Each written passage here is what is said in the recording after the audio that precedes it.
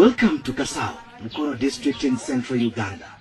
Here, Mariam Nabatanzi is like any other woman if you walked past her. But get to her home and you may be forgiven for thinking this is the boarding section of a school.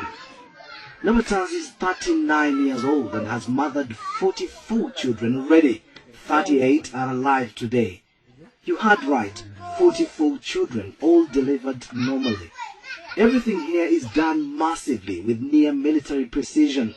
22 kilograms of maize or corn flour, 7 kilograms of beans, 2.5 kilograms of sugar. That's the daily feed for this humongous family. I lost count of how many plates they ate.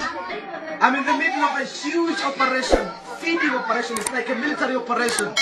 Feeding bread and porridge, that is for breakfast, to 24 kids out of the 38. It's just unbelievable. I can't tell who is who. I just wonder how the mom does it.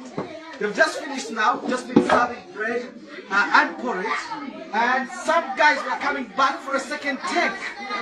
Their mom could recognize and say, "You just come for a double."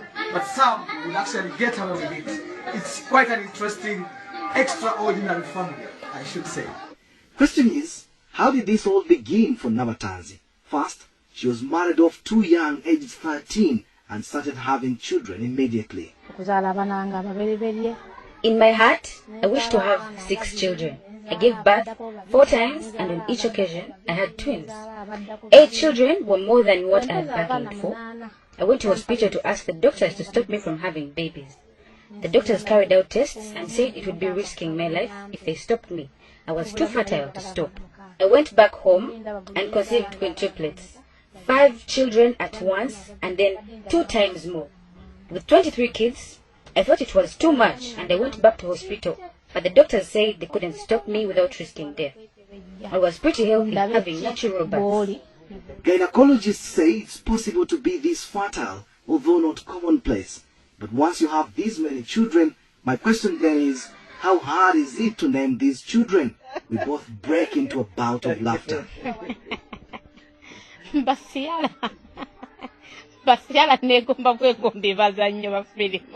use different names. First, when I started having twins, I bought a book of names. So I'd pick names from there. Then my husband is Catholic and I'm Muslim. So don't be surprised to see a Muhammad, then a Dennis. We'd pick from each side. Then we looked for ancestral names. When the numbers got bigger, I began picking names of my favorite movies, especially Hollywood. I've got Ciara's, Precious Ozokwa, Desmond Elliot, Genevieve Naji, and so on. When you hear this kind of story, you must be wondering where the man responsible for all this procreation is. Well, when I posed this question, Mariam's lit face suddenly turned sad. I have had to put up with a lot. He's tortured me so much. He abused me, beat me up sometimes, and threatened to kill me once. He pays no school fees, nor does he even know what we survive on. Unashamedly, he comes and eats what he didn't leave home.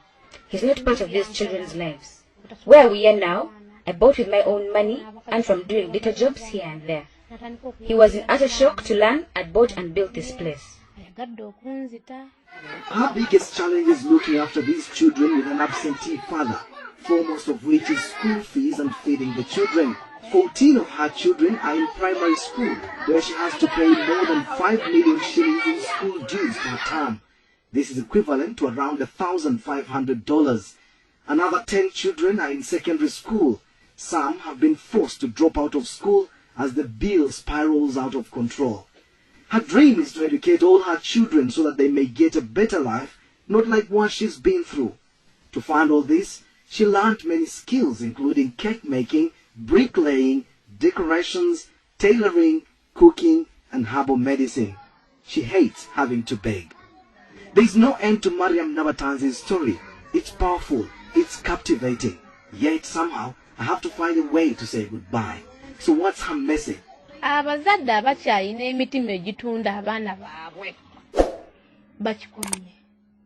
message is mainly to parents. Stop selling your children through early marriages. We suffer too much while losing out on parental love that can never be recovered. Secondly, To the mothers, do not desert your children as you walk out of marriage. Whatever the case, stick to and with your children. I strongly feel that had my mother not left me, my father would not have married me off young. To the men, please shoulder your responsibilities. Don't leave it to the women. A man puts up a shop for you and they imagine all is sorted. No buying anything anymore at home. You force us to become like men. Reclaim your status as men. Show us love and let us do our responsibilities. It's hard to hold back my own tears knowing so many examples of what she's referring to. Mariam only sleeps for a maximum of 5 hours a day. The rest of her day is dedicated to the children. It would have been good to know what her neighbors make of her, but time wasn't on my side. But don't be surprised if she's declared the woman with the most number of children in the world from one man. Kasim Kaira, Azam News, Kasao, Uganda.